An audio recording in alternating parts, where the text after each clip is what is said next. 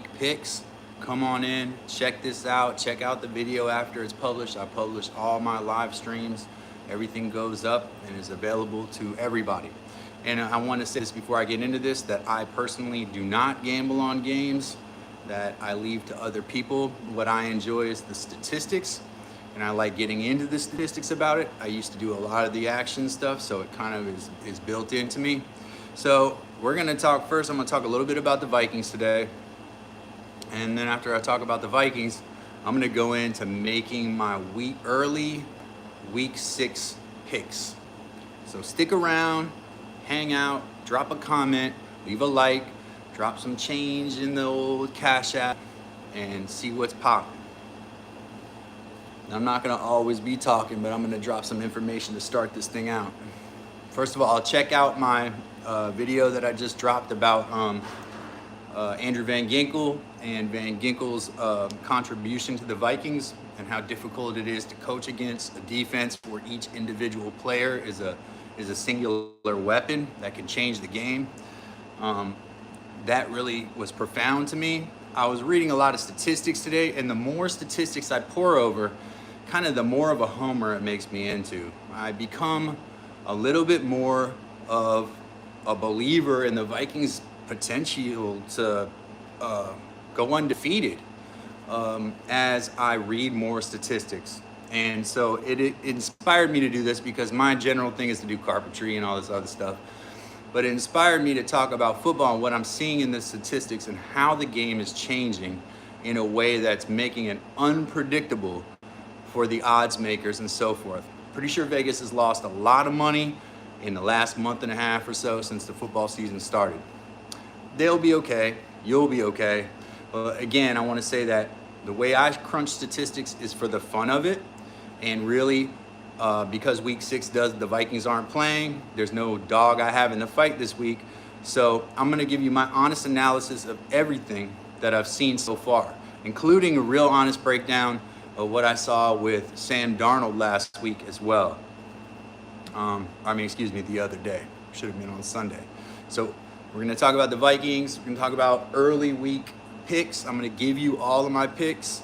If you're here and you're an NFL fan, or if you are really interested in spreads and over under and all that stuff, I can give you my 2 cents on it. And my thing is kind of putting together algorithms. It was a sad day for me when Football Outsiders went down because they had a bunch of great statistics, DVOA and things like that made analyzing football a lot more exact. But let me start by talking about the Vikings. The Vikings have a bye week this week. The Vikings are going to possibly get TJ Hawkinson back for their next contest, which will be, I believe, in Minnesota against Detroit. Detroit comes into Minnesota. Detroit is maybe the second strongest team in the NFL. A lot of people say they're stronger than the Vikings, but if I'm crunching raw numbers, they're not. Detroit has a few more points allowed and a few less points scored. So Detroit is not going to necessarily trump the Vikings as the best team in the league. They've taken a loss. They've scored less points and they've allowed more points. So I don't know what other metrics people can go off of now. Like I said, DVOA, some of those are not available. Pro Football Focus seems really commercialized. So Hawkinson coming back. Looks like Aaron Jones is going to come back for the next game. Everybody's going to have an extra week to get healthy. My main concern is actually the mental piece for next game because the Vikings will be coming off a week of rest, and you know how you feel on a Monday morning when you get up to go to work. That's kind of what, an NFL contest is to a player who's been on a bye week. An NFL game for a player who's been on a bye week is you get in there and maybe possibly you're a little rusty. That doesn't mean you didn't work out, though. I think some of the teams, they take part of the week off, and maybe, I probably wouldn't do that as a coach. I probably wouldn't do days off during the bye week. Like let people go home. For example, you got NFL players from all different parts of the country on your team. You got guys from Houston and Atlanta and Alabama, California, and all of them want to go home on their bye week to see family. etc. Because a lot of them haven't decided to move to like a place like Minnesota, where we all know it's very cold. So players sometimes, if they're good players, they have a good relationship with the coach, they will ask to be basically put on furlough where they go home during the bye week. And sometimes that concerns me. It concerns me for Jordan Addison, the receiver for the Vikings, because, excuse me, I got mosquitoes in here, because Jordan Addison has some off the field behavioral type issues, conduct issues. We're going to be dealing with a suspension with Addison going forward in the next year or so because of his DUI that he picked up in Minneapolis. I think it was in Minneapolis. Well, the court delayed his next hearing until December, and that will probably be delayed again. It may be that he doesn't even have a suspension until the middle or late part of next season, potentially even later. So Jordan Addison, kind of a great talented receiver, but is having off the field issues, which we don't really need. And I'm not judging anybody. All I'm saying is if I was Kevin O'Connell, I probably wouldn't give Jordan the okay to go home. Like, he can do whatever he wants. He's a grown man. But I would probably try to encourage him to stick around Minnesota, stick around the facilities. Don't get in the car, don't go to the bars, do the nightlife stuff. So that's Addison. So I've talked about Hockenson is coming back. Addison's got legal woes. I think we still got a couple guys. I didn't look at the whole injury report. We got back a couple guys last week. That's good. I'm trying to think if there's... So Aaron Jones looks like he's going to be back for the next game. We hope. He had that minor hip injury in the game. And I think I should mention this before I go on, and that is that I think it's absolutely ridiculous that Robert Saleh was fired. I think that a team that just barely went 2-3 against maybe one of the best teams in history, and that's this Minnesota Vikings team, to fire your coach, it kind of shows me that what's happening is Aaron Rodgers is involved in manipulating the management, the ownership group, because Aaron Rodgers did this in Green Bay, and luckily, what's his name, Flynn got rid of him, I think, and took the cap hit, the big money hit, because Rodgers was going to tear the organization down in order to rebuild it in his image. And so what Rodgers does, and I don't know if this is wrong or not. I think the jury's still out on it. A lot of people hate Rodgers, so they've made their decision. Rodgers goes here, he manipulates stuff, he kind of crybabies it out, and he says things that are semi-aggressive on the mic, and then they do what he wants. But the truth is that Rodgers knows the game really, really well, and Rodgers is no joke. So if he goes into an organization and says this, and this is wrong with this place that I am, then yeah, the ownership group might listen to an Aaron Rodgers over a Robert Saleh. I mean, honestly, what's the difference in age? I mean, think about it for a second. There's not a huge difference in age there between Robert Saleh and Rodgers. And I don't know, you can paint it how you want. I saw Rich Eisen try to say that that Saleh and Rodgers were cool when he pushed him on the sideline. It was just a big joke. I don't know about that. I think it was a very awkward moment for most of us. I don't know in what region of the country pushing somebody, your head coach, unless you guys are just like buds. And we know they're not super close. So when Rodgers came to the sideline and pushed Coach Saleh, it was just a weird moment. That being said, to fire the man is absolutely incomprehensible at this juncture of the year. That's because you have a knee-jerk owner who doesn't think with his head, right? He's thinking through other people, through proxies. This is the way powerful people are too a lot. You will find in the world, especially in the administrative class of people, that is people who are executives, things like that, they delegate their thinking to other people. So I don't want to get too deep into my philosophy on the administrative class. I'll leave that to another day. Well, needless to say, or suffice it to say, Robert Saleh was fired, I think, ridiculously. I think he's probably going to get a decent job. I think the Jets left a bunch of money. If he quit, he would have left a bunch of money on the table. But since he was fired, he's going to get checks from the Jets for a good long time, most likely. If I'm going to guess at it, I didn't look it up online. If I was to guess, I would say Robert Saleh probably made somewhere in the $2 to $4 million a year range to coach the Jets. And if you compare that with the average salary in the New York area, there's probably a lot of New Yorkers up there who work at law firms and in business who make more than what Robert Saleh was making to coach those Jets. So, you know, it is what it is there. Saleh's gone, kind of on the back of that Van Ginkel interception. I think if Andrew Van Ginkel did not intercept that ball in the beginning of that game, the Vikings may have lost, and Robert Saleh would still have his job right now. A lot of people were calling this last week too. They were saying this is what's going to happen. He's gonna get on the plane and get fired. Well, we don't know. So I wonder how my quality is right now. Thank everybody for sticking around, for coming through. I got more comments. I'm going to keep making more comments about the Vikings, and I'm going to go into my picks for the week. So stick around for my picks, because my picks are hot. I have been super hot with picking teams this year. If you go through my comments, most of the time I've been picking people, I've been right. So I'll be accountable. I will make some picks for week 6, and then you can come back next week on Tuesday. I'll put my picks in for the next week. And if I get, if I get less than 500, I'll wear a brown bag on my head. I'll admit it. Generally though, I look at the games thoughtfully. I don't try to pick my team. If my team doesn't seem like they're gonna win, I'll say my team looks like they're gonna struggle. I don't have a problem doing that. I've done it many times in my life. Sometimes it's hard to watch, but that's not this year. You're probably not gonna see me pick against the Vikings for the rest of the season, and that's because I do believe this team has the potential to go undefeated. So, talked about Hawkinson, Saleh. How's my quality, Heather? How's the video quality? Do I need to switch internets? Oh, good. Okay, that's good.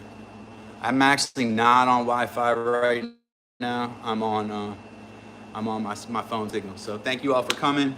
We talked about Hawkinson. Hawkinson's coming back after the bye, hopefully for that Detroit game. I do think that the Vikings will come out with a victory against Detroit, despite I usually don't pick the Vikings coming off a bye. A lot of teams struggle and are very rusty coming off the bye. So I don't usually pick the Vikings coming off the bye, but I think that's a little bit later. That's week 7. Let's talk about week 6. Week 6. Picks for week 6. First game of the week, we got Thursday night. We got the 49ers at the Seahawks. Here's the notes I got for this one. And I'm looking a lot at statistics, some deeper statistics, but mostly looking at what offense and defense does and pairing those against each other, because a defense can make up for some that the offense can't handle, but the offense can't really compensate for a bad defense. Let me say that again.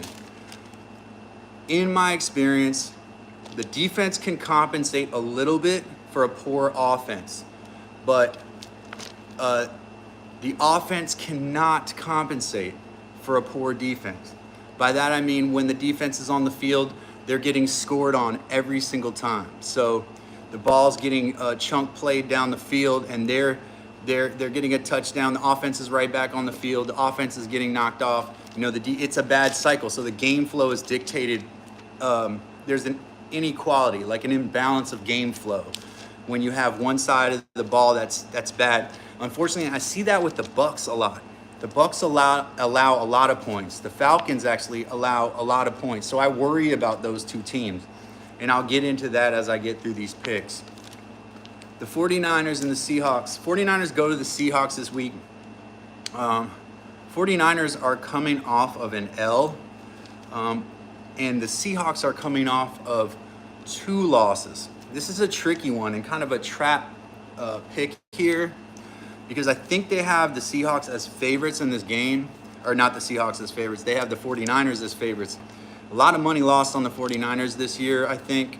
The 49ers are injury plagued right now. So I worry about picking them against any kind of spread like that, like to cover a spread when you have so many injuries on your team. They do have a decent defense. Obviously, Warner back there. Fred Warner may be one of the best linebackers in the history of football. I think what we have here is a third loss for the Seahawks. So I think the Seahawks lose this game. It's hard for the 49ers with that kind of squad. It's depleted. To go into Seattle after they're off of 2 losses and beat them. But I think that the 49ers are consistent and deep enough that they will go into Seattle and they will cover the spread most likely. Not a game I would usually pick on though, because of the kind of inconsistency of San Francisco this year. But I think San Francisco most likely covers that spread. Seattle has a terrible defense. They're a team with, I believe, a winning record, but they have a negative point differential. And that's concerning to me. Any winning team that I see with a negative point differential is a red flag. So if you're a person who's wagering on these things, make sure you look at the team. You got a team that's won 3 straight games. You look at their opponents, look at the quality of their opponents, and then look at points allowed versus points scored. And if you see that though they have a winning record, that they have more points allowed than points scored, there's gonna be a coming back to earth most likely. There's gonna be an equalizer there where they're gonna lose a game. It doesn't make sense for a winning team to be losing the point war. That either means you've got a poor defense, which is concerning, or you're not playing very good opponents, right? You're winning big against poor opponents, and you're barely beating the good opponent. That's what that point difference. It's a big clue. If you look at not the number of points scored and not the number of points allowed, but if they are a winning squad, 500 or better, and they have a negative point differential, meaning they have allowed more points than they have scored, it's a red flag that's not going to be a winning franchise at the moment. It's going to be a team that's going to struggle going forward. You're going to see them take losses. So watch out for them. 49ers are not one of those teams. 49ers are a team with a positive point differential. I'd have to look, but I study these pretty good. So 49ers go into Seattle and I believe take that game. Next game is Jaguars at the Bears, but not even at the Bears. It's in London at Tottenham. This is a tough one here. The Jaguars seem like they have fight in them, but when you look at their stats, they have an absolutely abysmal defense, or at least their defense is allowing a tremendous number of points. I believe not the most points. They're like 147. So the Jaguars have allowed 147, and I think they've scored under 100 points in the season. The Bears, they're better than that.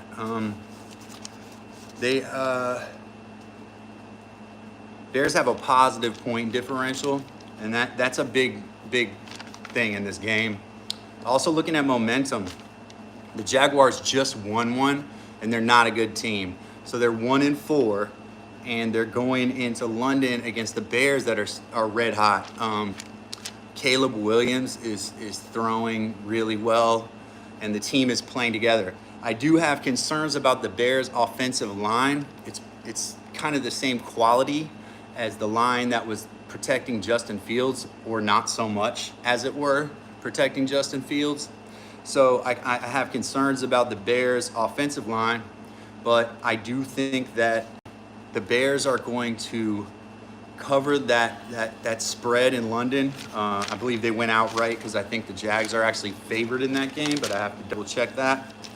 I'm going to go with the Bears in that game. So we have the Seahawks and the Bears so far. We got the Cleveland Browns at the Philadelphia Eagles. Man, I want so badly to pick the Cleveland Browns in this game.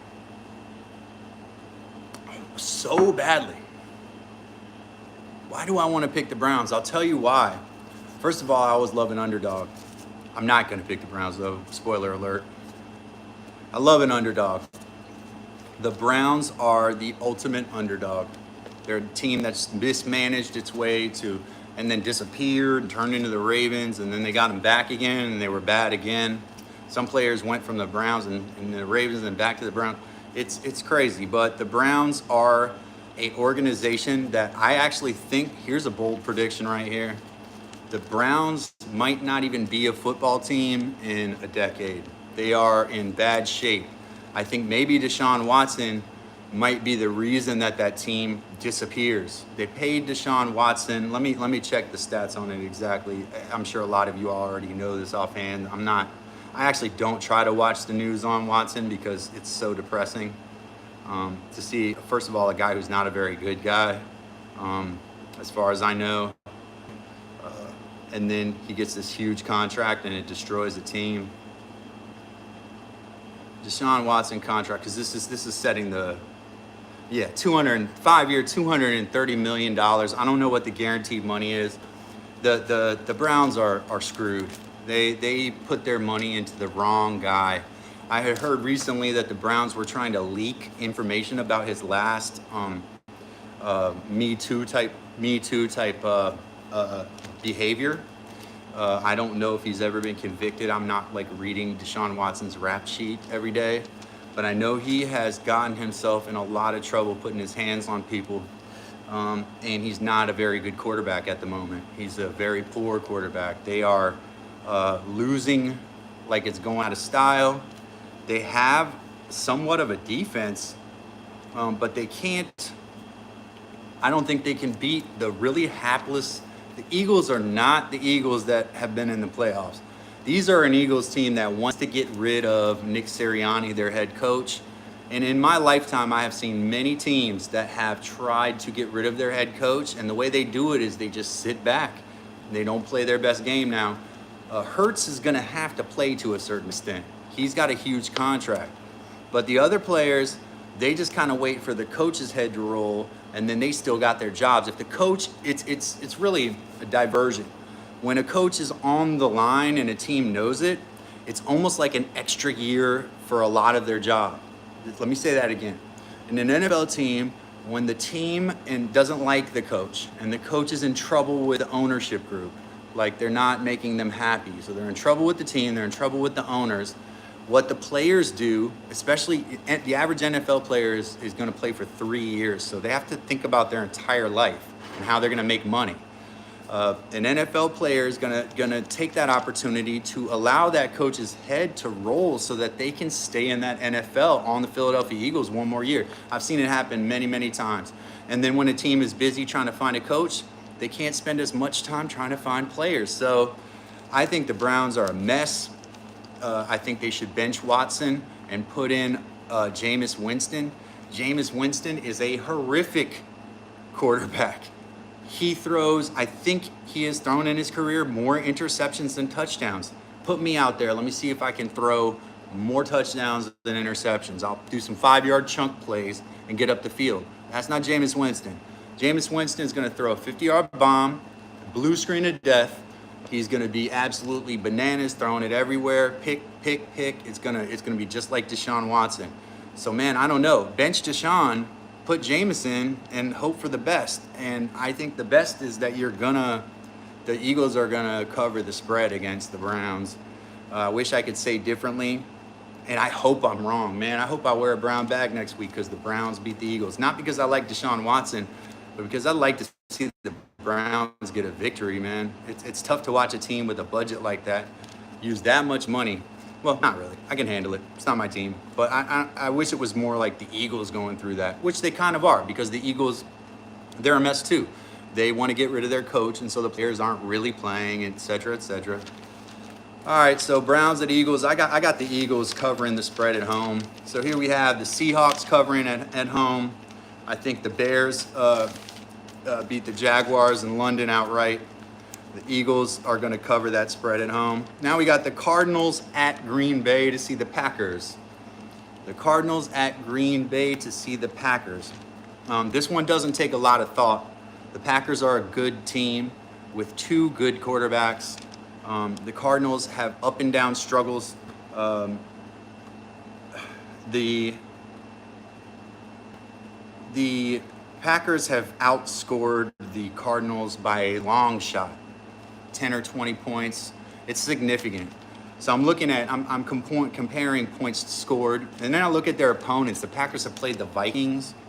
The Packers have played some seriously good teams. And the Packers have allowed less points than the Cardinals, who have played much lesser teams, though the Cardinals' schedule has been fairly difficult. I think that the Packers are going to dominate the Cardinals at home. I don't think there's going to be much of a game there. I would be surprised if the Packers don't cover the spread by a long shot. So I think that the Packers are going to continue to win, probably from here on out, and with only a few losses in between. There's some blue screen of death issues with Jordan Love, but I think that Jordan Love or Malik Willis, whomever they decide to play in that quarterback position, will win football games, period. So I think that the Packers will easily cover that spread at home, and I don't need to make much conversation about it because I hate the Green Bay Packers, but they will cover the spread at home. Texans go visit the hapless Patriots in Foxborough or in Massachusetts. The Texans, C.J. Stroud, dominant team, and not a mirage. It's not a lie. It's not a fluke. The Texans are a dominant team. The Vikings beat them because this Vikings team may be one of the best teams in the history of the NFL. So that's why the Vikings beat them. It wasn't because C.J. Stroud and the Texans are a bad team. The Texans are a great team. They're going into New England, where the Patriots, I don't even need to look at their stats. They're terrible. They just took one to the Dolphins. It was a horrible game, 15-10. That's not the kind of team you're playing this week. You're not playing a Dolphins team. You just lost to Dolphins. The Dolphins are really a mess as far as injuries. Obviously, Tua is out. But the Dolphins are not expected to win a lot of games this season. Their coach is on the hot seat. We got a lot of those right now. But the Texans going into New England, it's gonna be covered with some room. So I think the Texans will go to New England and cover that spread easily with room to spare. And I say that with an absolute straight face, no problem. It would take a fluke for the Texans to lose that game. The Texans could be down 21-0 at the half, and I still think the Texans will win that game. That's the kind of confidence I have in C.J. Stroud. Even if Nico Collins is out, which Nico has been struggling from injuries, I think even if Nico Collins is out, that I think that the Texans still cover that spread. They've got Stephon Diggs. They've got other weapons. Their defense is amazing. They put a lot of money into it. They got Danielle Hunter on the edge. I mean, the Texans are a complete team, and they will continue to win, and they will definitely beat the New England Patriots by a margin, no question whatsoever. The Indianapolis Colts go to Tennessee to play the Titans. Indianapolis Colts, not the greatest team ever, but they're both, I believe these two teams both have a 2-3 record. They're sitting in the middle of the same division. So it's a divisional struggle. It's a trap game. It's kind of hard to call. I think the Colts will struggle against that Tennessee Titans defense, which has allowed some of the fewest points in the league.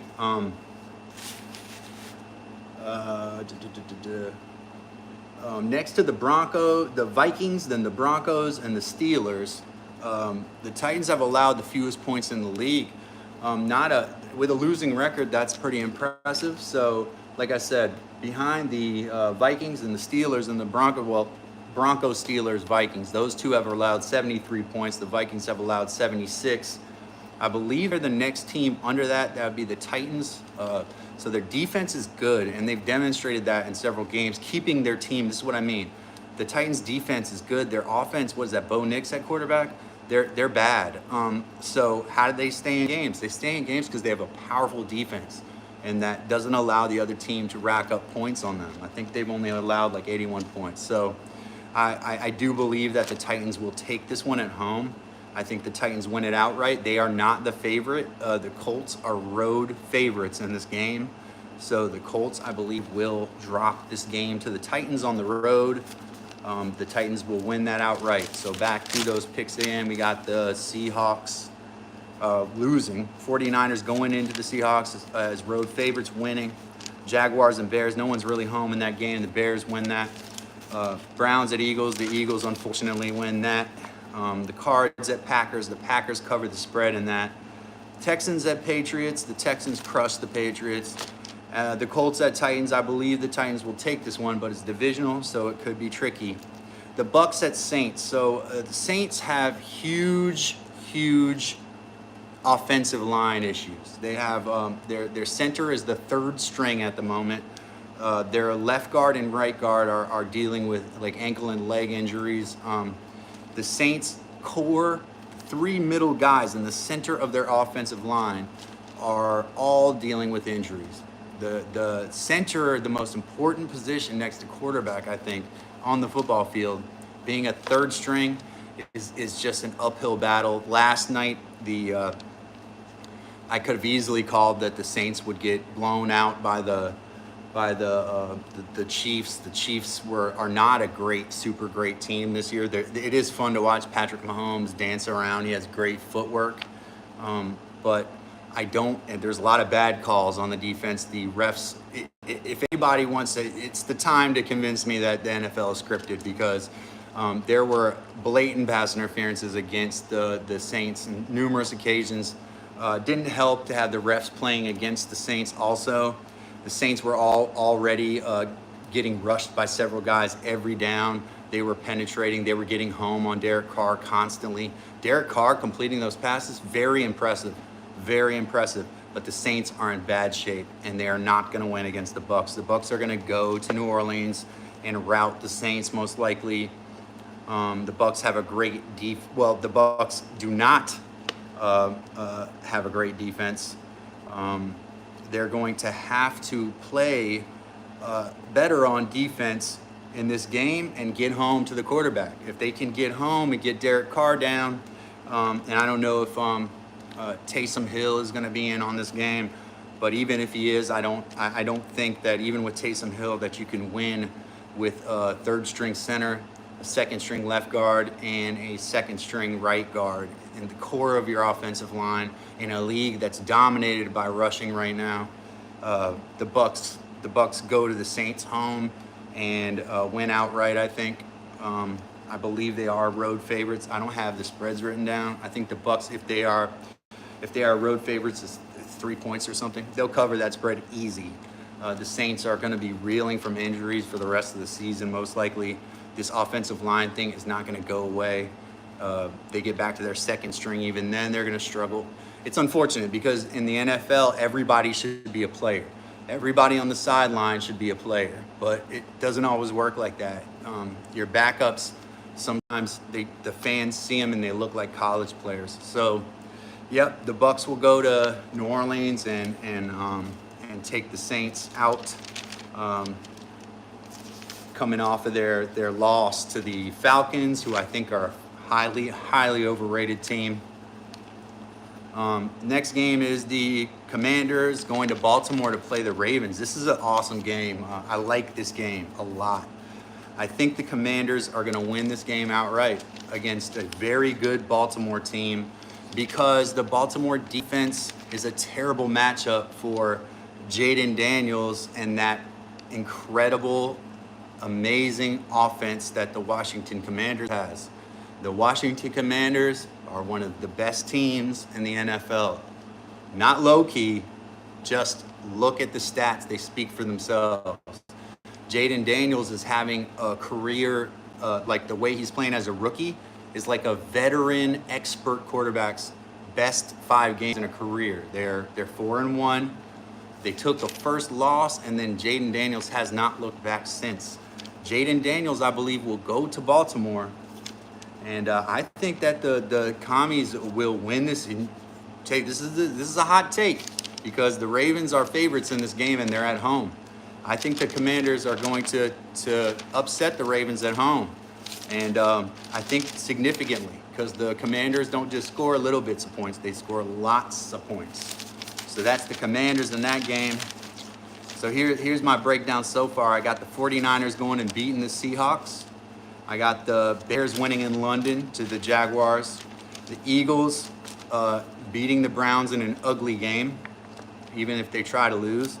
I got the Cardinals going to Green Bay and getting smoked. The Texans going to the Patriots and knocking them out. I got the Colts going to Tennessee and getting beat, and the Titans winning outright, going against what the favorite is.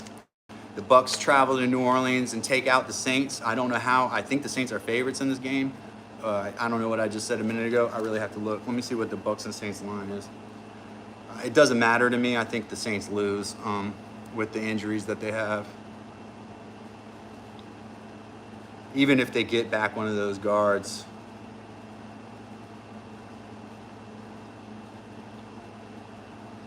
They got the Bucs plus 2.5, so they got the Saints as favorites probably because they're at home. That's like a pick'em type thing. That's kind of a trap.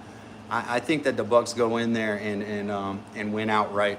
So no big deal. I don't even think it's. I don't have any reservations about saying that. I actually don't have reservations about saying the Commanders going to Baltimore and knock the Ravens down a peg either.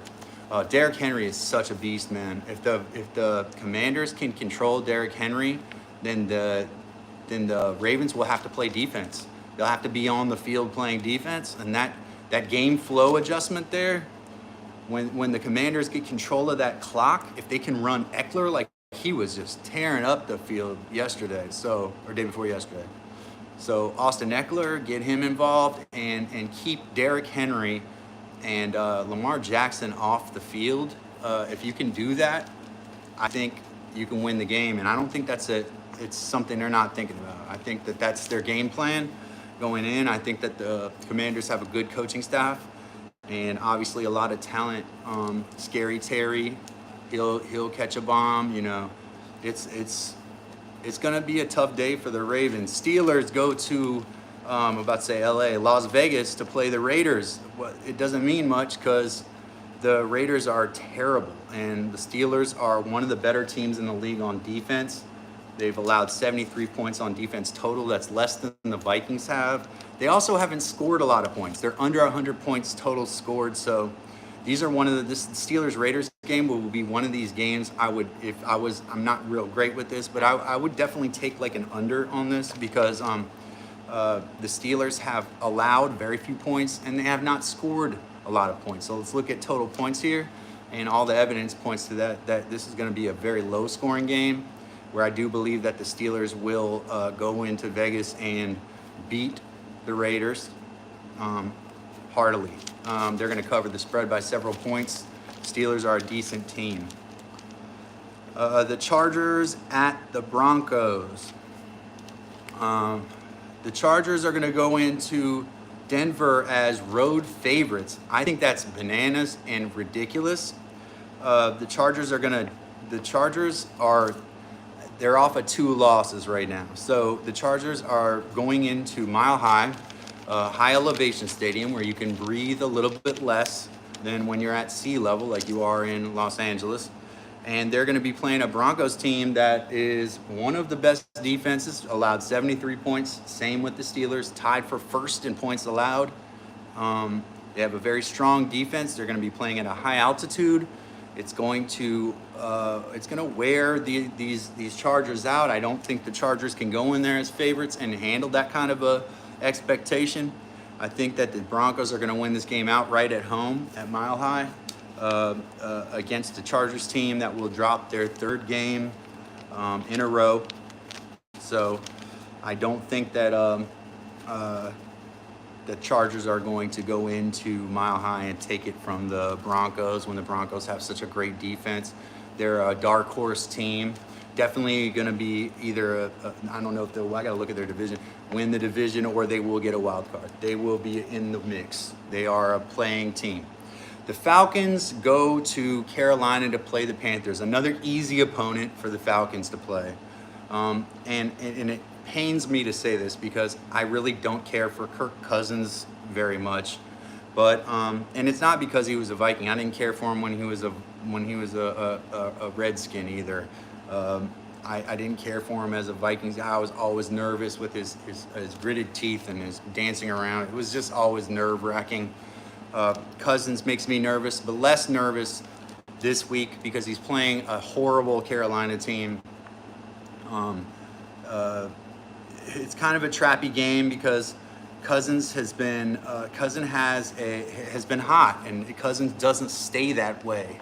Cousins is very streaky. Ever heard of Kirktober? He struggles in the tough games, and this is not one of those. I think he goes to Carolina, not a big trip.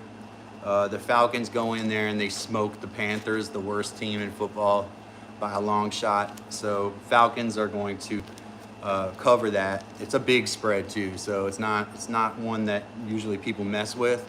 But I think you're pretty safe, assuming the Falcons are going to go in there. And Carolina has a horrible defense, and Kirk Cousins has a rocket for an arm. I mean, I don't think he has the best arm ever, but he has a very strong, accurate arm. He will throw touchdown passes to his various receivers over the heads of that Carolina defense. They're going to look a mess. It's going to be a messy game to watch. I'm going to have it here on TV. It's going to be yuck, wanting to switch. So, yeah, Carolina's going to take an L there to the Falcons coming from out of town. We got the Lions going to Dallas to play the Cowboys. I don't have that much question about this game here. The Lions are going to cover that spread against a really fluky Dallas team. Has a negative point differential, but a winning record. So fans are going to be disappointed now, more now than ever. I think the Lions are going to go to the Cowboys, going to go to Dallas, and I think they're going to easily cover the spread. Dallas is a team that is a winning team with a negative point differential. That's a sign that Dallas is in some trouble. They have shown that they can't compete sometimes even with the worst teams. Thanks for showing up, Laker fan, by the way. Appreciate you being here. Thanks for the comment. If you want to let me know which fans you're talking about, I'll be happy. Thanks for being here. You could be anywhere, and you chose to be here, so appreciate that. So I think the Lions go to Dallas and cover. Let me see what that line is. I imagine Lions are favored.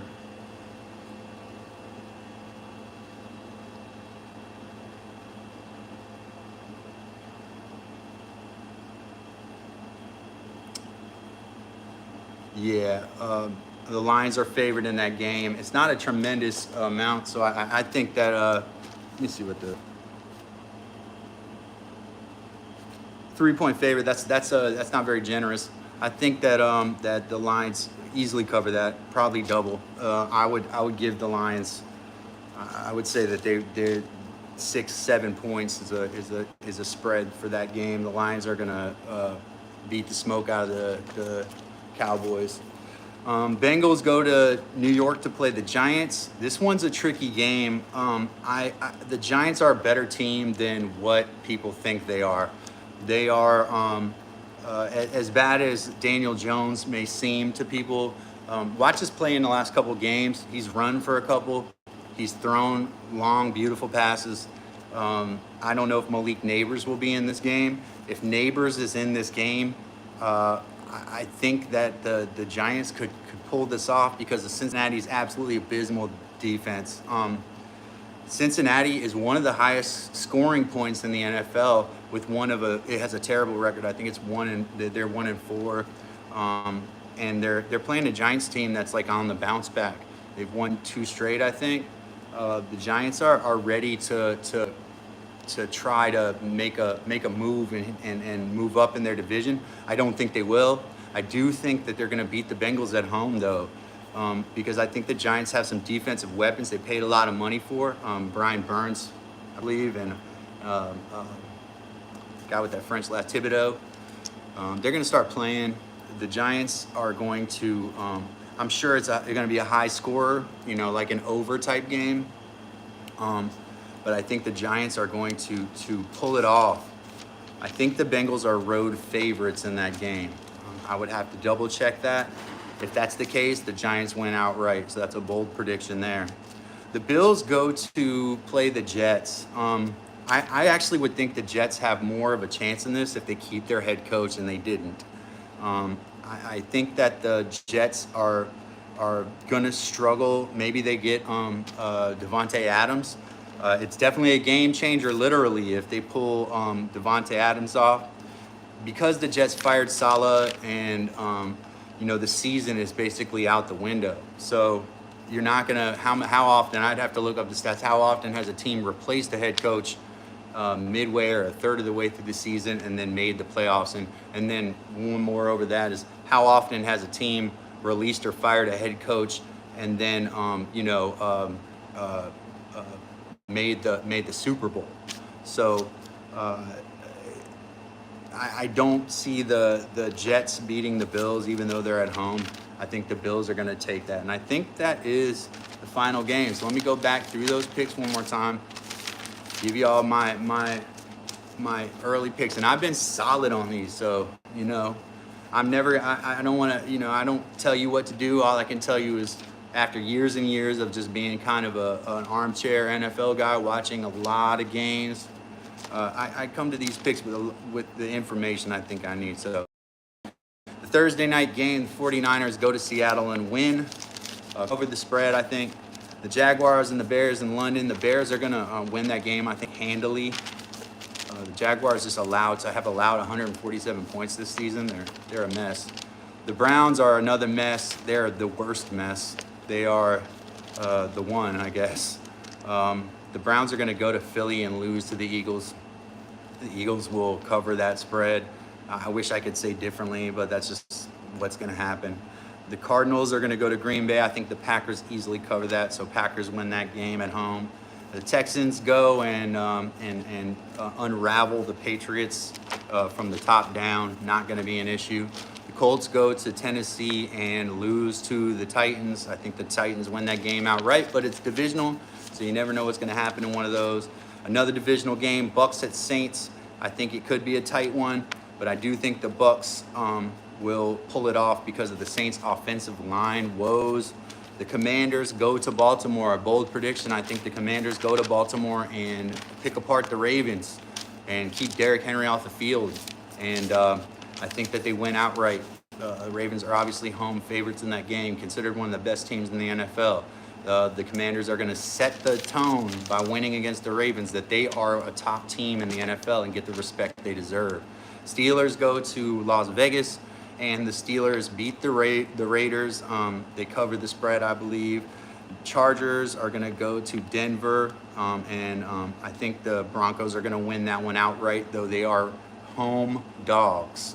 So the Broncos win that outright as home dogs against the Chargers, who come into town from LA, sea level up to mile high. It's a tough change.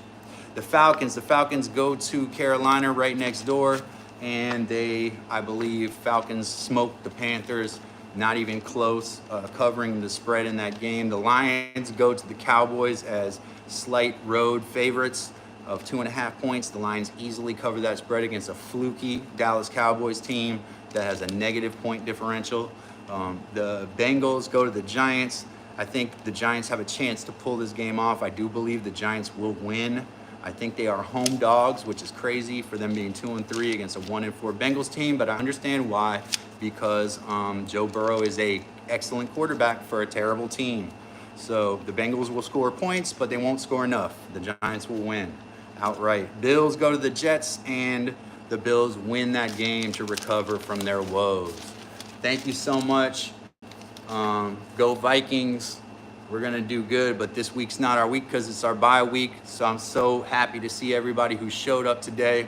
Check out my picks. Come back next Tuesday, and I'll drop another set of picks again and wear a brown bag on my head if I'm less than 50%. But I'm pretty sure that my picks this week are going to be solid, and I wish you all the best. Enjoy football while it's on. Enjoy your life. Hug the people that you love. Give me a cup, throw a little bit of a donation in the Cash App. Let me know that you're winning with these picks, and let's keep it moving. Check out my other videos, subscribe to the channel. If you missed this live, it's gonna be published in just a few minutes so you can watch the whole thing. Next time, I guess I'll mic up better so you can hear me. Take care, I love you all. Mwah.